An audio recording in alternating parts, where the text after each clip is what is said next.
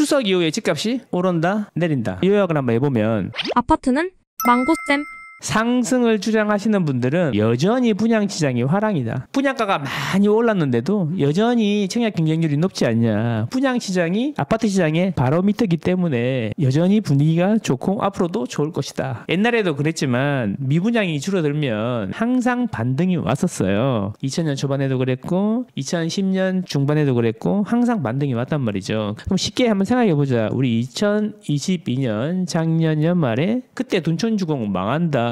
청약 안 된다 했는데 벌써 피가 5억, 6억, 7억 이런다는 거죠. 자, 지금 생각해 보니까 둔촌주공이 완판된 것도 뭐 거짓이다 아니다, 뭐 계약률이 70%를 넘었다 안 넘었다 그것도 거짓이다 아니다 이런 얘기 많았지만 그게 바닥이었다는 거지. 그게 완판되고 그 이후 시장이 어떻게 바뀌었습니까? 지금 지나고 나니 둔촌주공보다 훨씬 비싸게 분양을 해도 거의 완판이 되지 않습니까? 산속에 이런 데도 분양해도 되잖아요. 자, 그만큼 청약시장이 활발해졌으니까 앞으로도 좋을 거다 이런 이야기예요. 자, 부동산을 처음 하시는 분들은 잘 모르고 헷갈리면 현 상황, 현 분위기를 가장 잘 반영하는 거는 청약시장이니까 청약이 잘 되는지 분양가가 높아지는데 경쟁률이 계속 높아진다. 그러면은 아파트 시장이 살아날 가능성이 높다. 이런 거 아시면 좋아요. 자, 그리고 뭐냐면 상승거래가 사상 최대다. 이건 뭐냐면 상승거래라는 거는 똑같은 단지에 똑같은 면적이 지난번에 거래됐던 가격보다 이번에 거래된 가격이 높으면 이걸 상승거래로 보는 건데 이게 통계를 집계한 이후에 사상 최대다. 이런 이야기예요. 자꾸 오른 가격에 거래가 되고 있다 이런 이야기예요. 그리고 이제 우리가 공급이 줄어들면 아파트 가격이 오르는데 그래서 앞으로 집이 부족할 것 같으면 우리가 집을 사게 되죠. 대출 받아서. 근데 정부가 이래서 집값이 오를 것 같으니까 정부가 공급 대책을 마련했는데 영향이 단기적으로는 매우 미미할 거다. 맞잖아요. 예, 당장 집을 만들 수는 없는 거니까. 네, 그래서 공급이 줄어들 거니까 아파트 가격이 올라갈 거다. 그 다음에 주택가격 전망지수가 110이다. 이거는 뭐냐면 그 한국은행에서 소비자들에게 조사를 하는데 1년 뒤에 집값이 오를 것 같아요, 내릴 것 같아요 물어보는 거죠. 그래서 오를 것 같다는 사람, 내릴 것 같다는 사람 합쳐가지고 전망을 어떻게 하는지를 물어보는 거죠. 소비자들한테. 100이 넘으면 오른다는 사람이 많은 거고 100보다 떨어지면 내린다는 사람이 많은 건데 110인 걸로 봐서 오른다는 사람들이 훨씬 더 많다. 중요한 건 이게 추세라는 거죠. 추세. 150이다가 110이 됐냐 아니면 80이다가 110이 됐냐 이건데 지금은 80에서 110이 된 케이스죠. 그러니까 앞으로 부동산 시장, 아파트 시장이 1년 뒤에 오를 거라는 기대가 점점점 커지고 있다. 심리는 곧 매수로 연결될 수도 있으니까 이렇다. 그리고 미분양이 빠르게 감소하고 있다. 결국 요약을 하면 서울은 많이 올랐으니까 완만한 상승세를 유지할 거고 이제 서울 다음으로 좋은 수도권하고 지방의 메인 도시들이 키 맞추기를 할 거다. 이 이야기는 뭐냐면 서울은 이제 많이 올랐으니까 좀 숨고르기를 하고 수도권이나 경기도, 인천, 지방의 대도시들이 따라올 거다. 이런 이야기를 하는 거죠. 근데 이거 우리 벌써 한두 달 전에 라떼 시간에 벌써 이야기한 것 같은데 지금 뭐 이러고 있어요. 어쨌든 자, 이게 상승론자들의 근거가 될 거고 그럼 하락한다는 분들은 또 어떤 이야기를 하느냐. 근거가 있을 거 아니에요. 그냥 야씨 집값 많이 올랐으니까 그냥 내려야 돼. 이런 게 아니라 이분들도 근거가 있다는 거죠. 일단 뭐냐면 특례보금자리론 일반형을 판매 중단해버렸다. 집을 살라 그러면 돈이 있어야 되는데 누가 100% 현금 주고 집을 사냐. 요즘 세상에 집값이 비싼데. 그래서 대출을 받아서 사게 되는데 집값이 한참 떨어졌을 때 정부가 부양을 하기 위해서 특례보금자리론이라는 걸 만들었는데 이게 뭐 9억까지 집을 살 때 최대 LTV 80%까지도 해주고 이랬다는 거죠. 그래서 조그만 돈으로 연끌해갖고 집을 살 수 있게 해서 이 시장을 바친 건데 이게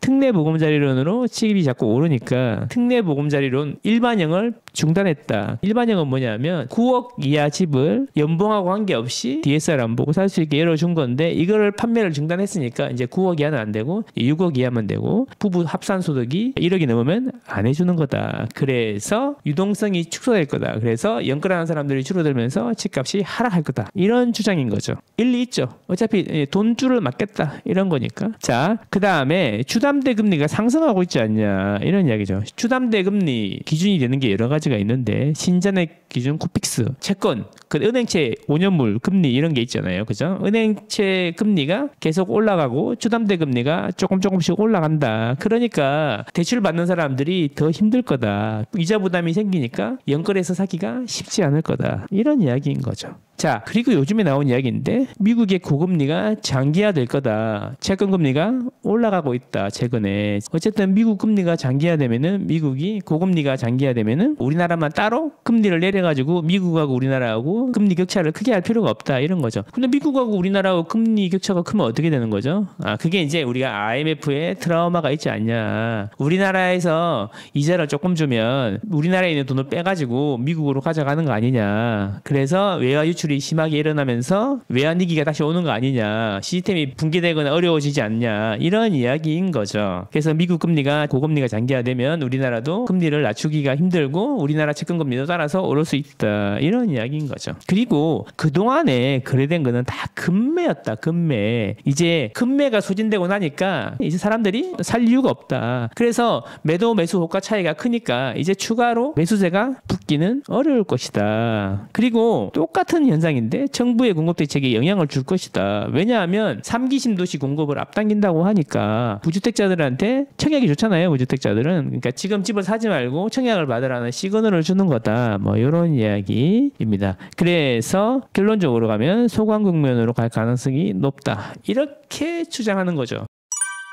자, 그래서 지금은 완만한 상승은 맞죠. 뭔가 이게 세게 올라가거나 세게 떨어지면 이제 한쪽으로 몰리는데 결국 이게 보합이기 때문에 의견이 자꾸 이제 엇갈리는 거예요. 제가 보기엔 올 초에 말씀드린 것과 같이 여전히 떡상도 없고 떡납도 없을 것이고 보합을 유지할 것인데 하반기에는 강보합을 유지할 것이다. 저는 이렇게 생각합니다. 자, 왜 그렇게 생각하냐면은 여전히 분양시장은 화랑이고요. 그 다음에 상승거래도 여전히 있고 한데 중요한 것은 사람들이 이제 집이 오를 거라는 생각이 있다는 거죠. 기대 수익률이 높다고 생각하니까 대출이 조금 늘어나더라도 대출을 받아서 집을 살라는 생각이 있을 건데 그래서 이제 특례보금자리로 일반형 판매 중단한 거 아니냐 이런 이야기잖아요. 근데 생각해 볼까요? 지금 어디가 많이 올랐습니까, 여러분? 강남이 제일 많이 올랐죠. 강남 상구가 제일 많이 올랐는데 강남 상구는 6억 이하나 9억 이하가 많이 올랐나요? 강남 상구에서? 아니죠. 20억, 30억, 40억 하는 게 많이 올랐죠. 그러면 특례보금자리론이랑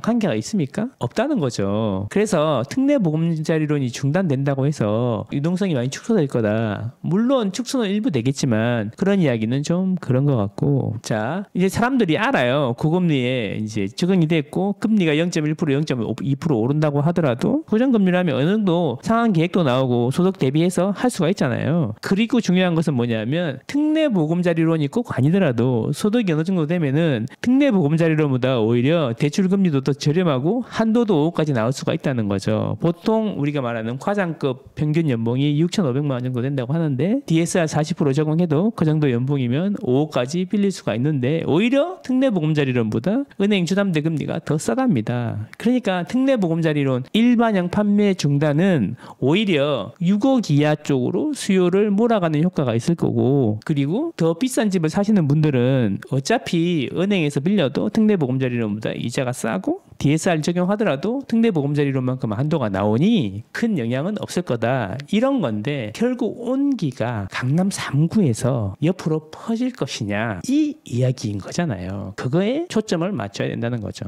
그러니까 우리가 말하는 노도강, 금강구가 오를 것이냐 보통 우리가 망고쌤이 말하는 한강 팔대장 해가지고 한강 주변에 있는 고가 아파트 밀집 지역들이 가격이 많이 올랐잖아. 그러니까 강남이 A, 한강 팔대장 및 그 주변이 B 그리고 그 변두리 금강구, 노도강이 C라고 하면 A는 제일 많이 올랐고 B도 따라 올라갔는데 그럼 C급지인 금강구, 노도강이 오를 것이냐 이런 이슈인 거잖아요. 그래서 거기에 집중을 해야 된다라는 거죠. 뭐 장담할 수는 없죠. 장담할 수는 없고 결국에는 이제 금리가 급등하거나 급락하는 일이 없다고 가정하면 이 상태로 해서 온기가 계속 퍼질 것이냐 키포인트가 그게 되겠네요. 어쨌든 저의 의견은 올 초하고 같이 여전히 강보합이 될 것이다. 이런 생각을 해봅니다. 제 의견은 참고만 하시고 무리한 대출은 삼가하시는 게 좋습니다.